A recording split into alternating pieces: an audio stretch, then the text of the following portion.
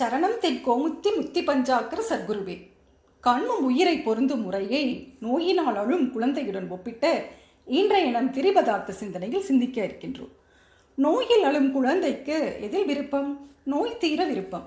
நோய் எப்படி தீரும்? நோய்க்கு தகுந்த மருந்தினை எடுத்துக்கொண்டால் நோய் தீரும். ஆக நோயில் அழும் குழந்தைக்கு மருந்தில் விருப்பம். அந்த விருப்பம் குழந்தைக்கு எப்படி வந்தது? வைத்தியர் கொடுத்த விருப்பமா, இல்லை குழந்தைக்கே இயல்பாக உள்ள விருப்பமா? வைத்தியர் கொடுத்த விருப்பம் என்றால் வைத்தியர் மருந்து கொடுக்கும் பொழுதெல்லாம் குழந்தை மருந்தை எடுத்துக்கொள்ள வேண்டும். குழந்தைக்கே இயல்பான விருப்பம் என்றால் குழந்தை அதுவாகவே எப்பொழுதும் மருந்தை எடுத்துக்கொண்டே இருக்க வேண்டும். உண்மையில் என்ன நடக்கின்றது?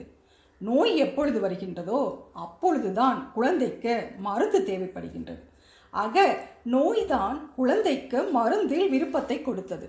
விருப்பத்தை கொடுத்த நோயினால் நோய்க்கான மருந்தை குழந்தைக்கு கொடுக்க முடியுமா? குழந்தைதான் தனக்கு வந்த நோய் இதுதான் என்று அதற்கான மருந்தை தேடி கண்டுபிடித்து உட்கொள்ள முடியுமா? இல்லை மருந்தால் தான் குழந்தையிடம் சென்று அதன் வாயில் சென்று பொருந்த முடியுமா? முடியாது இல்லையா?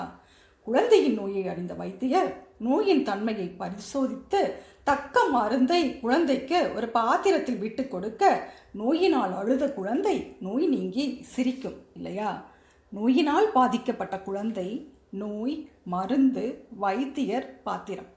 இதில் நோயினால் பாதிக்கப்பட்ட குழந்தை உயிர்களாகிய நாம்.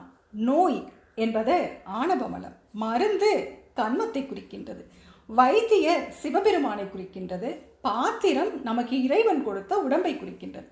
ஆக நம் மீது கொண்ட பெரும் கருணையினால் இறைவன் நம் விருப்பத்தை அறிந்து அந்த விருப்பத்திற்கு ஏற்ற தனுவை கொடுத்து அந்த தனுவின் மூலமாக கண்மத்தை கூட்டி நாம் நம் விருப்பத்தை அனுபவிக்க செய்வார். திருச்சிற்றம்பலம்.